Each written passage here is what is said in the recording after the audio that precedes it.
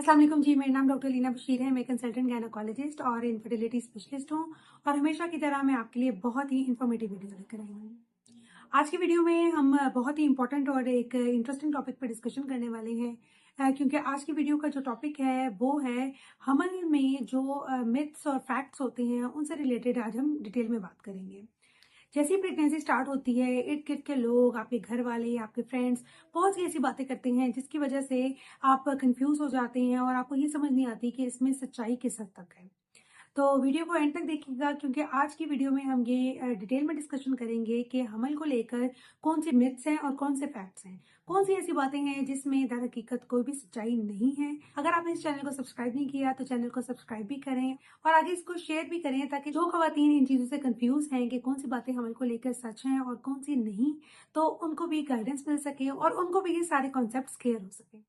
सबसे पहले हम बहुत ही कॉमन मिथ के बारे में डिस्कशन करेंगे और वो ये है कि जैसी प्रेगनेंसी स्टार्ट होगी अब हमने दो लोगों का खाना है।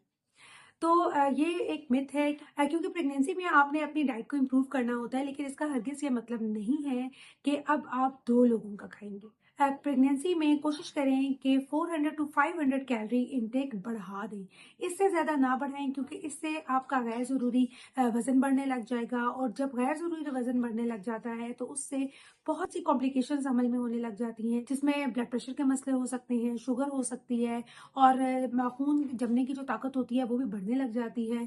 और इस किस्म के और भी बहुत से मसाइल हैं जो माँ भी फेस करती है और बच्चा भी फेस करता है। इसलिए कोशिश करें कि हमल में जो गैर ज़रूरी मीठा और जो फ्राइड चीज़ें होती हैं इनसे अवॉइड करें।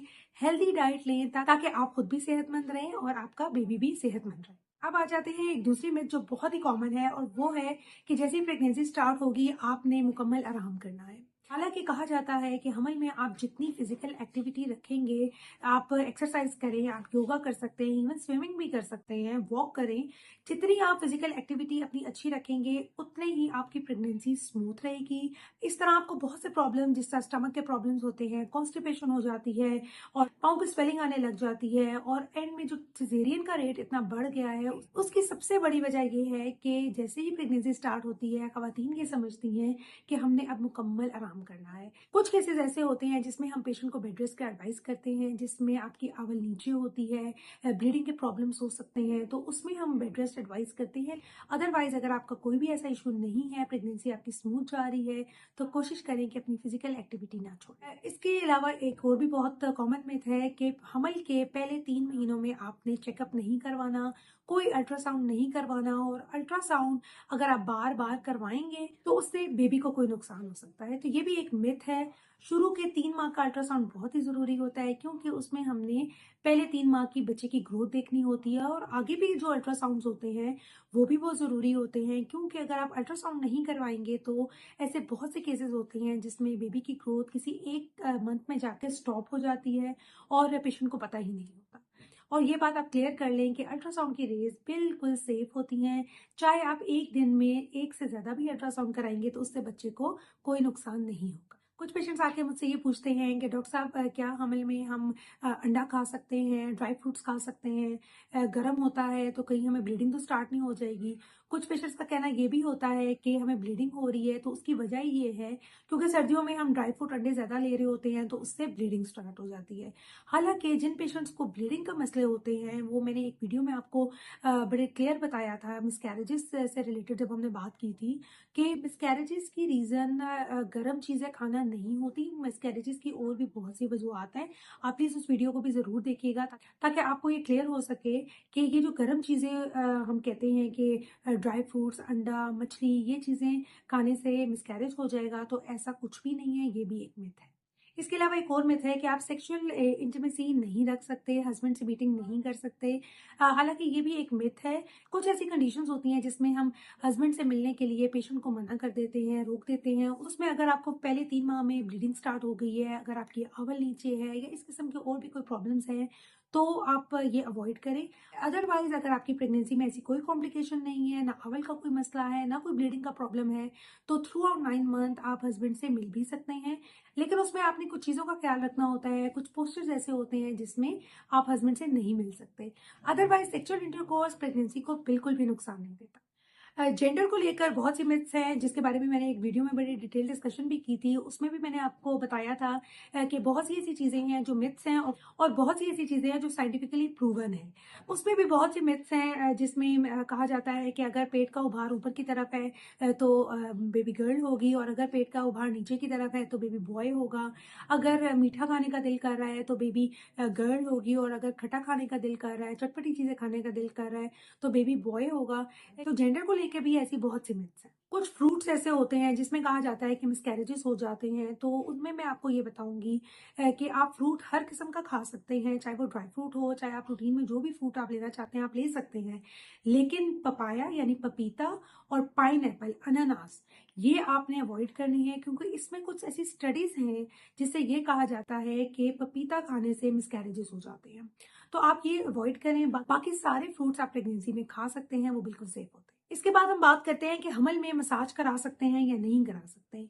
हमल में मसाज आप आर्म्स का, लेग्स का मसाज आप करवा सकते हो, ये बिल्कुल सेफ होता है। पेट का मसाज आपने नहीं करवाना, और कमर का मसाज भी अगर आप करते हैं तो बहुत जेंटल मसाज करते हैं, क्योंकि कमर पे कुछ ऐसे पॉइंट्स होते हैं जिनकी स्टिमुलेशन से लेबर स्टार्ट हो जाती है। तो कोशिश करेंगे अगर आप कमर का मसाज करते हैं तो बहुत ही एहतियात से करें, और पेट का मसाज आपने बिल्कुल भी नहीं करना। इसके अलावा कहा जाता है कि अगर 9वें महीने में आप कैस्टर ऑयल लेंगी या घी का इस्तेमाल करेंगे तो उससे लेबर जल्दी स्टार्ट हो जाती है। तो ये भी मैं आप पेशेंट्स को बताना चाहूँगी कि ऐसा बिल्कुल भी नहीं होता। कैस्टर ऑयल और देसी घी अगर आप 9वें महीने में लेंगे तो उससे ब्लड प्रेशर के मसले बहुत बढ़ जाएँगे। अगर आपको ऑलरेडी ब्लड प्रेशर का प्रॉब्लम है तो कैस्टर ऑयल और घी से अवॉइड करें। इसके अलावा एक्सरसाइजेस के बारे में पेशेंट्स अक्सर सवाल करते हैं कि हमल में हम कौन सी एक्सरसाइज कर सकते हैं। हमल में आपने बहुत हैवी एक्सरसाइज नहीं करनी, कोई वेट लिफ्टिंग या इस तरह की एक्टिविटी नहीं करनी। आप वॉक भी कर सकते हैं, योगा कर सकते हैं, कुछ एरोबिक्स होते हैं वो भी आप कर सकते हैं। इसके साथ साथ आप स्विमिंग भी कर सकते हैं। एक और मिथ बहुत ही कॉमन है कि नारियल खाने से और चुकंदर खाने से बेबी का रंग जो है वो गोरा होता है, तो ये भी एक मिथ है, ऐसा कुछ भी नहीं है। आप नारियल और चुकंदर बिल्कुल ले सकते हैं, क्योंकि चुकंदर में आयरन होता है, आपकी आयरन रिक्वायरमेंट को पूरा करता है। जिन पेशेंट्स में खून की कमी होती है उनके लिए चुकंदर बहुत अच्छा होता है। अक्सर पेशेंट्स ये क्वेश्चन करते हैं कि हमल में हम सफर कर सकते हैं या नहीं कर सकते। हमल के शुरू के जो 6-7 मंथ्स होते हैं उसमें आप सफर बिल्कुल कर सकते हैं। कोशिश करें कि 8वें महीने के बाद सफर ना करें। लेकिन अगर आपको ब्लीडिंग के प्रॉब्लम है, जिस तरह आंवल कुछ पेशेंट्स के नीचे होती है, उनको ब्लीडिंग का खतरा होता है, उसमें भी सफर करने से मना कर दिया जाता है। कुछ पेशेंट्स आके मुझसे ये क्वेश्चन करते हैं कि डॉक्टर साहब मुझे कोई ऐसी डाइट बताएं जिससे स्ट्रेच मार्क्स ना हो। देखिए, कोई ऐसी मेडिसिन नहीं है जिससे आपके स्ट्रेच मार्क्स ना हो। अपनी डाइट को हेल्दी रखें, विटामिन सी का इंटेक ज्यादा करेंगे तो उससे आपका कोलेजन बूस्ट होता है और स्ट्रेच मार्क्स भी कम होते हैं। इसके अलावा कोई ऐसी मेडिसिन नहीं है जिससे आपके स्ट्रेच मार्क्स ना हो। कुछ पेशेंट समझते हैं कि आप प्रेगनेंसी में हील्स नहीं पहन सकते, लेकिन आप फ्लैट शूज पहन सकते हैं। तो ये भी मैं आपको क्लियर करूं कि प्रेगनेंसी में हील्स आपने अवॉइड करनी है, लेकिन जो बिल्कुल फ्लैट शूज होते हैं उनको भी अवॉइड करने हैं। लेकिन वेज हील सेफ होती है, उससे आपका बॉडी पोस्चर भी स्ट्रेट रहता है, उससे आपको बैक एक भी नहीं होती और पेल्विक पेन भी नहीं। एक और मिथ समझी जाती है कि अगर आप डाइट अच्छी रख लेंगे तो आपने सप्लीमेंट्स नहीं लेने। ये भी एक मिथ है, क्योंकि हमल में जो बॉडी रिक्वायरमेंट है आयरन की भी और कैल्शियम की, वो बढ़ जाती है। अगर आप डाइट को इम्प्रूव कर भी लेंगे और आप सप्लीमेंट्स नहीं ले रहे तो उससे आपकी आयरन डेफिशिएंसी भी हो सकती है, और कैल्शियम डेफिशिएंसी की वजह से आपको बोन पेन स्टार्ट हो जाएंगे।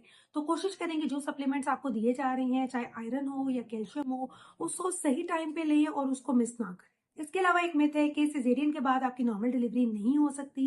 तो ये भी एक मिथ है। अगर आपका एक दफा सिजेरियन हो गया है, अगर आपका गैप भी 2 ईयर से ज्यादा है, तो आपकी नॉर्मल डिलीवरी हो सकती है। आई होप इस वीडियो में आपको काफी मिथ्स क्लियर हो गई होंगी। अगर आपको ये वीडियो पसंद आई है तो वीडियो को लाइक करें, चैनल को सब्सक्राइब करें, और अपने तमाम फैमिली फ्रेंड्स के साथ शेयर भी करें ताकि वो भी भरपूर तरीके से फायदा उठा सकें।